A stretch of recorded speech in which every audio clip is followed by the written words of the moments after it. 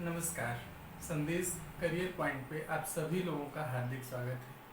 पिछले 2 क्लासों में हमने आर्टिकल के बारे में थोड़ी बहुत जानकारी आपके साथ शेयर की। आज आर्टिकल का प्रैक्टिस सेशन लेकर के हम आपके साथ आए हैं। ठीक है भाई, तो आर्टिकल के प्रैक्टिस सेशन में जो भी इस सेशन को अटेम्प्ट करने से पहले हम आपसे उम्मीद करते हैं कि इसके पहले का 2 सेशन आप देख चुके होंगे। यदि नहीं देखे हैं तो उसे देख लीजिए। ठीक है, चलते हैं भाई क्वेश्चन पे। आपके सामने क्वेश्चन लिखा है। क्वेश्चन देख करके इस बात का अंदाजा ना लगाइएगा कि इतना छोटा सा प्रश्न आपकी परीक्षा में आएगा। ये जो मैंने सिलेबस बताते समय एक बात आपको बताई थी कि आपकी परीक्षा में क्लोज पैसेज नाम का एक चीज आता है। क्लोज पैसेज आप जानते ही होंगे। एक पैसेज दिया रहेगा। क्लोज का मतलब ही होता है कि सिस्टमेटिकली रिमूव्ड वर्ड। एक पैसेज में से किसी सिस्टम के तहत जब हम शब्दों को रिमूव करके इसके लिए आपके सामने 4 ऑप्शन रखते हैं, उसी को क्लोज पैसेज कहा जाता है। ये जो सारे के सारे प्रश्न हैं वहीं से उठाए गए हैं। ठीक है भाई, आप पहला प्रश्न आप देखिए, दिया हुआ इंग्लिश इज इजी लैंग्वेज।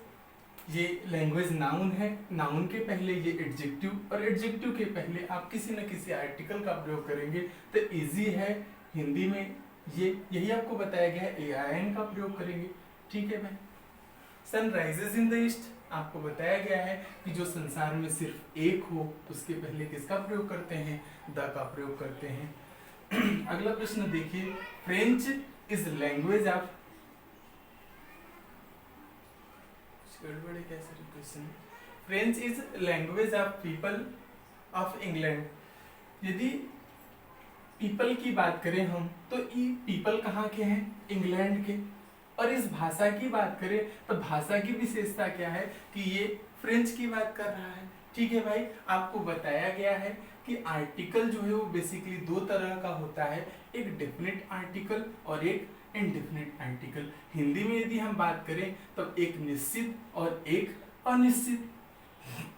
जहां कहीं भी जब आपको कोई भी क्लू ना मिल पाए तो इसी बात से हमारा क्वेश्चन सॉल्व होगा कि बात निश्चित है कि बात अनिश्चित है।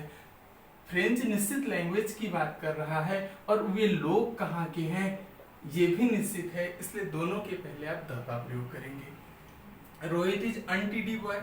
अनटीडी हिंदी में लिख लीजिए, अनटीडी बॉय ये स्वर हुआ, स्वर के पहले आप किसका प्रयोग करेंगे? एन का। I have come without umbrella, छोटी सी बात है। अम्ब्रेला, अम्ब्रेला आप हिंदी में ऐसे ही लिखते हैं तो अम्ब्रेला के पहले किसका प्रयोग करेंगे? एन का। जो मैं आपको बताया था, जो चीज मैं आपको बताया था उसी चीज का इम्प्लीमेंट मैं बता रहा हूँ।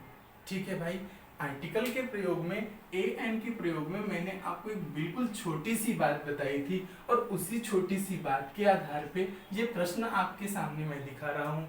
मैंने आपको बताया था कि AN का प्रयोग करने के लिए आप केवल और केवल एक चीज देखेंगे। यदि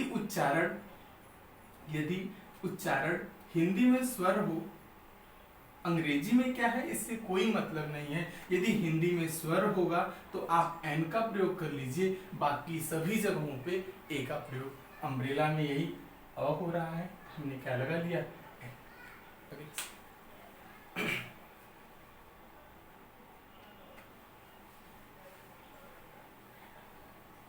ठीक है भाई, देखिए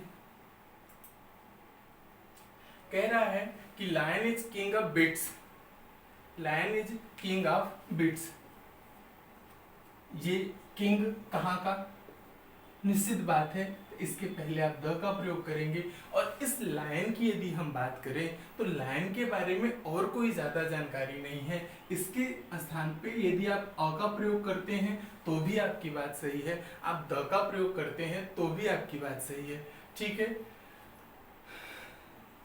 ये आइसलैंड की बात कर रहा है। आइसलैंड हिंदी में ऐसे ही लिखते हैं, स्वर है, स्वर के पहले एन का प्रयोग। India is home of tiger, ये जो होम है ये किसका है? टाइगर का। निश्चित सी बात हो रही है तो निश्चित के पहले किसका प्रयोग करेंगे? The. I suppose he has home. I suppose he has home, मैं आशा करता हूँ, हिंदी देखना चाहें, मैं आशा करता हूँ कि उसके पास घर है। निश्चित बात है ये। मैं आशा करता हूं कि उसके पास कोई घर हो, ऐसी बात है क्या? मैंने आपको एक बात बताई थी कि कोई राम आपसे मिलने आया है, और कोई के लिए हम किसका प्रयोग करते हैं? ठीक है, यदि बात हमारी थोड़ी सी आपको न समझ में आ रही हो तो बात को समझने के लिए पीछे का वीडियो आप देखेंगे, निश्चित रूप से सारी चीज़ें एकदम आसानी से समझ में आएंगी। ठीक है भाई, India today differ from India yesterday. एक चीज़ शायद ये पिछले वीडियो में न हो पाया हो, एक नया नियम है। जब कंपैरिजन किया जाता है और कंपैरिजन करते समय दोनों तरफ जब कंपैरिजन किया जाता है तो कंपैरिजन के लिए हम दोनों सब्जेक्ट के पहले आर्टिकल द का प्रयोग करते हैं। सामान्यतः किसी देश के पहले द का प्रयोग नहीं किया जाता है, लेकिन जब कंपैरिजन किया जाए, आज का भारत पहले के भारत से डिफर है, तुलना हो रही है, तो दोनों के पहले आप किसका प्रयोग करेंगे? ठीक है भाई, आगे चलिए।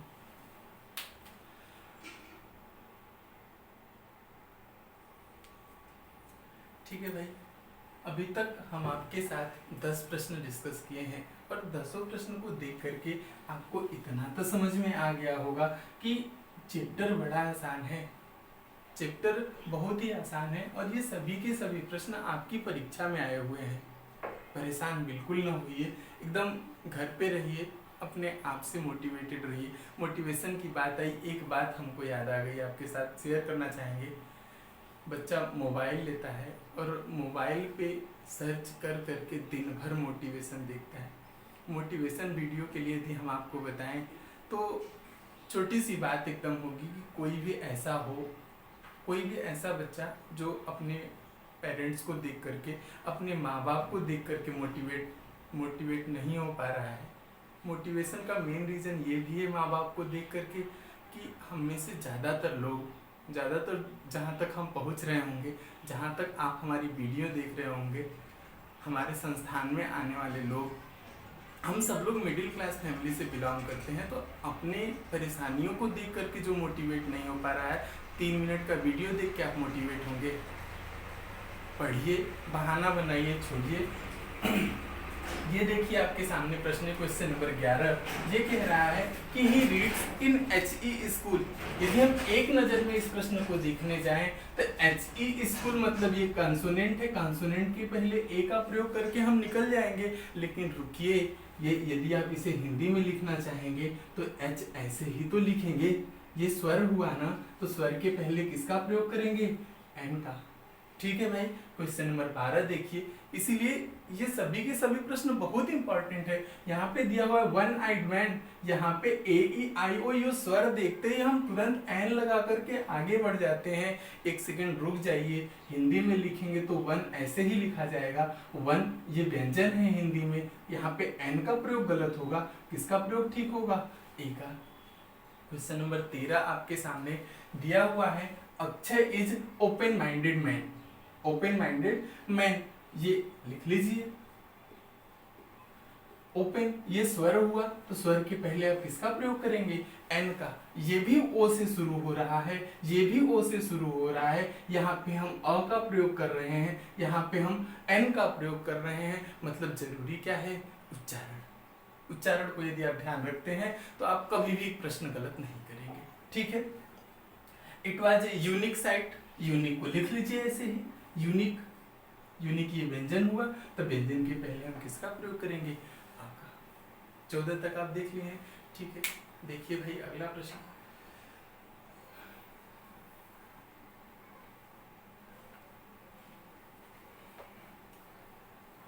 अगले प्रश्न पे पहुंचते हैं हम लोग। ये स्पॉट एरर का प्रश्न है, जैसा कि आप जानते हैं, और ठीक है सब कुछ दिया ही हुआ है। ये इस तरह से आपकी परीक्षा में प्रश्न आता है। हालांकि अब जो नया एग्जाम हो रहा है उसमें इसी प्रश्न को लिखने का तरीका बस चेंज हो गया है। जैसे ये प्रश्न यहाँ पे स्लाइड लगा के 1 नंबर दिया गया है, यहाँ पे स्लाइड लगा के 2 नंबर दिया गया है। अब की परीक्षा में क्या कर रहा है कि 1 नंबर लिख के एक सेंटेंस, 2 नंबर लिख के एक सेंटेंस, 3 नंबर लिख के एक सेंटेंस, 4 नंबर लिख के एक सेंटेंस। अब आपको बताना है, ये आगे पीछे हो सकता है, इसे नंबर में नहीं रहेगा, आगे पीछे भी हो सकता है। ये केवल इसलिए कि आप ध्यान दें, आपका आप आपका समय ज्यादा लगे, आप समय मैनेज करना सीखें, इसलिए इस तरह से दे रहा है। कंपटीशन दिन पर दिन टफ ही करता जाएगा ना। ठीक है, प्रश्न को पढ़ते हैं हम लोग भाई। Question number 15। It being nice day they decided to go for a walk. It being nice day they decided to go for a walk when a number of girls were reading. ठीक है भाई, एकदम एक एक part हम ध्यान से देखते चलेंगे। It being a nice day, यदि इस डे को हम देखें तो हमारे हिसाब से ये नाउन है, और इस नाउन को क्वालिफाई करने वाला ये एडजेक्टिव दिन कैसा था, अच्छा था। हमने स्ट्रक्चर पढ़ा हुआ है कि यदि कोई नाउन हो, नाउन के पहले एडजेक्टिव हो, तो हमें एक चीज की कमी समझ में आ रही है, याद आ रहा है, यहाँ पे किसी न किसी आर्टिकल का होना बेहद जरूरी है। तो हमारी एरर मिल गई, आपको एरर मिल गया होगा। नाइस कॉन्सोनेंट है, कॉन्सोनेंट के पहले आप किसका प्रयोग करेंगे। अब पहले ही पार्ट में आपको एरर मिल जाती है, तो हालांकि आगे वाला पार्ट आपको देखने की जरूरत नहीं है, आप चाहे तो देख भी सकते हैं। प्रश्न अगला देखिए, 16 नंबर आपसे क्या कह रहा है कि when Radha went to the college the other day she could not attend the class because the teacher was absent. कहानी याद कीजिए आप लोग। अच्छा, एक एक पार्ट देखते हुए चलते हैं। व्हेन राधा वेंट टू, ये प्रॉपर नाउन है, किसी आर्टिकल का प्रयोग नहीं होगा। क्योंकि हम आर्टिकल का सेशन कर रहे हैं, तो एक चीज तो श्योर है कि जब गलती आपकी दी गई होगी तो आर्टिकल की दी गई होगी। जब हम मिसलिनियस करेंगे तो मिसलिनियस वाले पार्ट में आपका काम बढ़ जाएगा। ठीक है भाई, प्रश्न को देखिए। ये प्रॉपर नाउन है, किसी आर्टिकल का प्रयोग प्रॉपर नाउन के साथ नहीं करते हैं, यहाँ भी नहीं करेंगे। आगे, द कॉलेज, हम एक कहानी आपको सुनाए थे, स्कूल कॉलेज को चर्चा मंदिर मानता था। ये द अदर डे, टीचर कहाँ गया, टीचर वाज अब्सेंट, टीचर नहीं आया था, मतलब कि ये लड़की पढ़ने ही तो गई थी, तभी तो टीचर की बात हो रही है। हम जानते हैं जिस उद्देश्य के लिए बना हुआ है ये, उसी उद्देश्य से कोई जाए तो उसके पहले हम किसी आर्टिकल का प्रयोग नहीं करते हैं। ठीक है भाई। They can not speak the French and German language. They can not speak the French and German language. Question number 17 आपसे क्या कह रहा है भाई कि they can not speak the French and German language. किसी भी भाषा के साथ, यदि किसी भाषा का प्रयोग भाषा के रूप में हो, किसी भी भाषा का प्रयोग भाषा के रूप में हो, तो उसके साथ किसी आर्टिकल का प्रयोग नहीं किया जाता है। जैसे मैं आपके सामने कहूं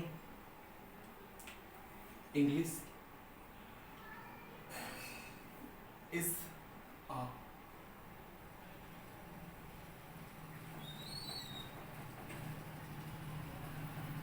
ठीक है, दूसरा सेंटेंस में लिखूं the English ruled over.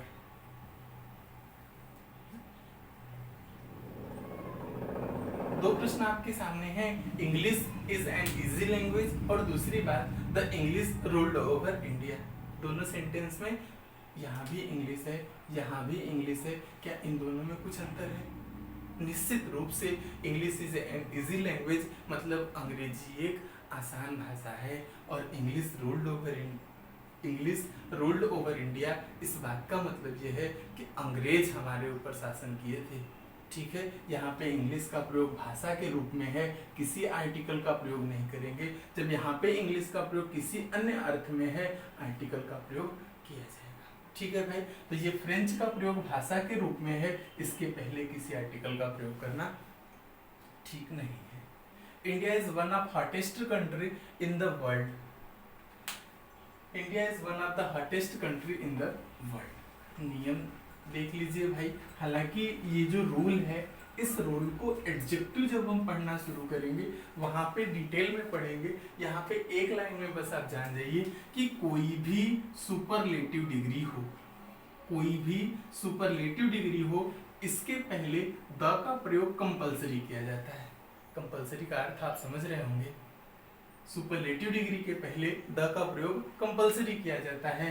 Hottest superlative degree है, इसके पहले आप किसका प्रयोग करेंगे? ठीक है भाई, 18 प्रश्न हम देख चुके हैं। अगला स्लाइड देखते हैं।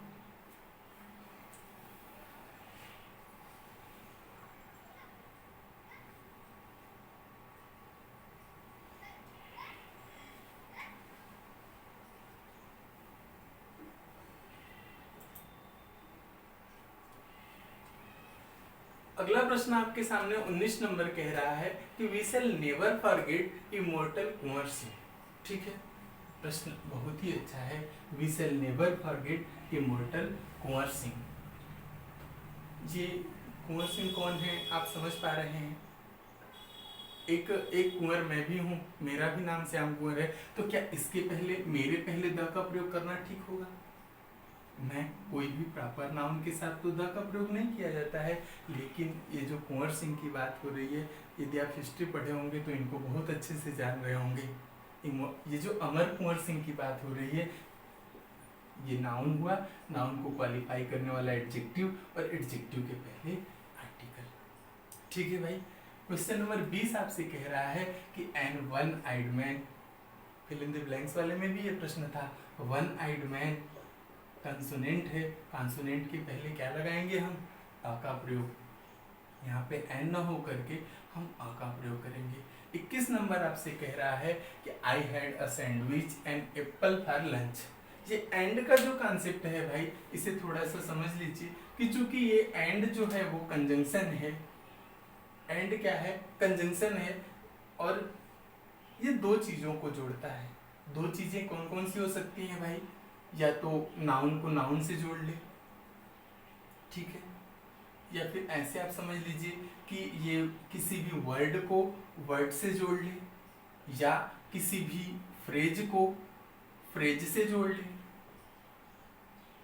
या फिर किसी भी सेंटेंस को सेंटेंस से जोड़ ले। सेंटेंस को सेंटेंस से जोड़ ले मतलब क्या हुआ? मतलब कि जब भी कंजंक्शन का प्रयोग किया जाएगा तो दोनों तरफ की चीजें बराबर होनी चाहिए। बराबरी में जुड़ा होगा तो ज्यादा अच्छा रहेगा। ठीक है भाई, यहाँ पे नाउन के साथ आर्टिकल है, तो यहाँ भी नाउन के साथ आप आर्टिकल दे दीजिए। एप्पल ऐसे ही लिखेंगे स्वर, तो स्वर के पहले किसका प्रयोग? एंड का। ठीक है, क्वेश्चन नंबर 22 आपसे कह रहा है कि this morning I brought newspaper and a magazine. पुरानी वाली बात है, एंड से दो चीजें जुड़ी हैं, न्यूज़पेपर एंड मैगजीन। मैगजीन के पहले आर्टिकल लगा है तो न्यूज़पेपर केवल ने भी आर्टिकल लगा दीजिए। ठीक है भाई, यहाँ तक कोई तकलीफ, आपको कोई परेशानी नहीं हो पा रही होगी ऐसा हम उम्मीद कर रहे हैं। फिर भी यदि किसी को भी कोई परेशानी हो तो आप निश्चित रूप से कमेंट करिए आप। ठीक है, अगले स्लाइड पे चलते हैं हम लोग। क्वेश्चन नंबर 23 आपके सामने कह रहा है, क्वेश्चन नंबर 23 आपके सामने कह रहा है कि we had nice lunch with our friend. We had nice lunch, very nice lunch with our friend. ये लंच आपका नाउन हुआ। लंच क्या है भाई? नाउन। और इस ये नाइस क्या हुआ? लंच की विशेषता बता रहा है, एडजेक्टिव। और ये वेरी क्या है? इस एडजेक्टिव की विशेषता बता रहा है, एडवर्ब। आपको बताया गया है कि कोई भी नाउन हो, नाउन के पहले एडजेक्टिव हो, एडजेक्टिव के पहले एडवर्ब हो, इसके पहले किसी चीज की कमी महसूस हो रही है आपको, इसके पहले हम आर्टिकल का प्रयोग करेंगे। किसी भी आर्टिकल का, केवल द ही नहीं, किसी भी आर्टिकल का प्रयोग कर सकते हैं। तो लंच, कोई भी लंच हो सकता है। अनिश्चित सी बात है, अनिश्चित के पहले आप अ का प्रयोग करिए। ठीक है भाई, Sanskrit is a difficult language. Sanskrit का प्रयोग भाषा के रूप में किया गया है। जब भाषा का प्रयोग भाषा के रूप में हो तो किसी आर्टिकल का प्रयोग नहीं किया जाता है। ठीक है भाई, क्वेश्चन नंबर 25 आपसे कह रहा है कि the English is a difficult language. अंग्रेजी डिफिकल्ट लैंग्वेज, भाषा की बात हो रही है, द का प्रयोग नहीं होगा। भाषा का प्रयोग भाषा के रूप में हो तो किसी आर्टिकल का प्रयोग नहीं करते हैं। क्वेश्चन नंबर 26 आपसे कह रहा है कि Sarika tried to exercise ionic influence. Influence आपका नाउन हुआ और ये कैसा है? ये इसकी विशेषता बता रहा है, आयनिक।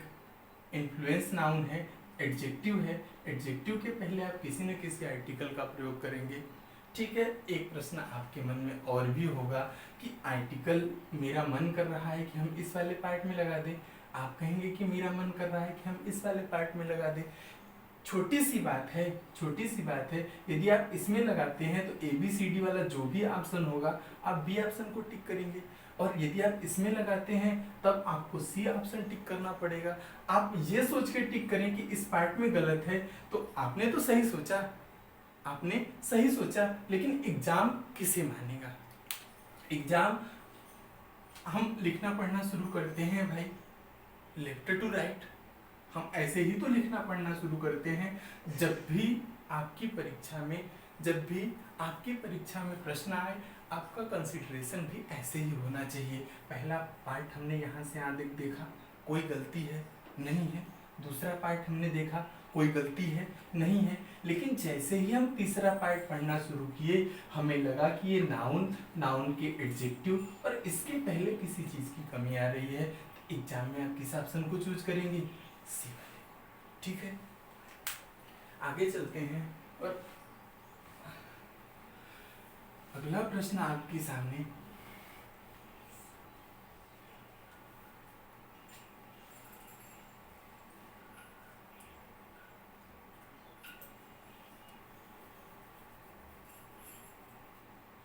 Question number 27। क्वेश्चन नंबर 27 को यदि आप देखेंगे, अ black and white cow is grazing in the field. इस प्रश्न को यदि पीछे वाले कॉन्सेप्ट पे आप देख लेंगे तो आपको दो पार्ट में गलती देना पड़ जाएगा, ठीक है। ये आर्टिकल कंजंक्शन है, पीछे हम लोग जाने थे। कंजंक्शन के बाद ये नाउन उसका विशेषता बताने वाला, और ये केवल और केवल एडजेक्टिव। हमें एक बात समझ में आ रही है कि ये जो कंजंक्शन है ये दो समान चीजों को जोड़ेगा। ये जो कंजंक्शन है दो समान चीजों को जोड़ेगा। यहाँ पे यदि हम व्हाइट की बात करें तो व्हाइट काउ नाउन और एडजेक्टिव है, और यहाँ पे बात करें तो ये केवल और केवल एडजेक्टिव है, जोड़ पाना संभव नहीं है। इस बात का मतलब ये हुआ कि ये दो एडजेक्टिव को जोड़ रहा है और इसके पहले ये काउ दिया हुआ है। इसका मतलब ये हुआ कि काउ के लिए किसी ए का प्रयोग किया गया है, सेंटेंस में कोई गलती नहीं है। अगला प्रश्न देखिए कि he reads in an HE school and her sister reads in European school. An HE school and European school. European school को ऐसे ही लिखेंगे, स्कूल के पहले एन का प्रयोग है, यहाँ भी तो करेंगे आप। ये चूंकि व्यंजन है तो व्यंजन के पहले हम ए का प्रयोग करेंगे। आपके मन में ये बात कभी ना आए भाई कि ए ई आई ओ यू तो स्वर होता है। मैंने आपको बता ही दिया है कि अंग्रेजी से कोई लेना देना नहीं है, हमें लेना देना इसके प्रोनाउंसिएशन से, ठीक है। आगे चलते हैं। क्वेश्चन नंबर 29 आपसे कह रहा है कि I was invited to dinner given to welcome the chairman. I was invited to dinner given to welcome the new chairman। ये जो चेयरमैन होगा या फिर इस डिनर की यदि हम आपसे बात करें, I was invited to dinner, जैसे हमारे घर में डिनर बन रहा है तो डिनर का मतलब आप मैक्सिमम लोग आप में रूम पे रह रहे होंगे तो डिनर का मतलब बहुत अच्छे से समझ रहे होंगे, समझ पा रहे हैं, दाल चावल। और लेकिन यदि किसी न्यू चेयरमैन का वेलकम करने के लिए डिनर बनाया जाएगा तो क्या वहाँ भी दाल चावल होगा या तहरी होगी? एक निश्चित डिश होगा, पहले से मेनू तैयार होगा, उसके बाद तो ये किसी निश्चित डिनर की बात हो रही है। तो निश्चित है तो आर्टिकल दो ही होते हैं, एक निश्चित और एक अनिश्चित। निश्चित में केवल आपको एक ही पढ़ना है, कंफ्यूजन बिल्कुल नहीं होना चाहिए, ठीक है। अगला प्रश्न आप देखिए, राम ऑफ रामायण, यही सेम कंसेप्ट यहाँ भी लगाइए। जैसे कि मैथमेटिक्स में कंसेप्ट होता है भाई, वैसे इंग्लिश में भी कंसेप्ट होता है। ये कंसेप्ट देखिए, यहाँ पे निश्चित की बात कर रहा है तो ये राम कौन से वाले? रामायण वाले। निश्चित बात है तो निश्चित के पहले आप द लगाइए। कौन से वाले राम है? रामायण वाले। निश्चित हो गया, द लगा दीजिए, बात खत्म हुई, ठीक है।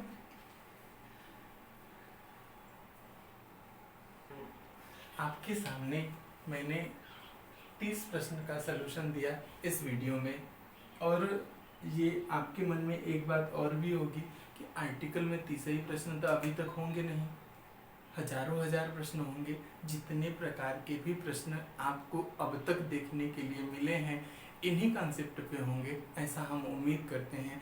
जो भी प्रश्न आपको ना समझ में आ पाए वो प्रश्न आप मेल कर सकते हैं भाई, ठीक है। जैसे भी आप कमेंट में भेज सकते हैं, किसी तरह से आप हमारे पास पहुंचाइए, हम पर्सनली उसका आंसर देंगे जब आप देंगे, ठीक है भाई। आज के लिए बस इतना ही। नेक्स्ट वीडियो में नेक्स्ट नई टॉपिक के साथ हम आपसे मिलेंगे। धन्यवाद।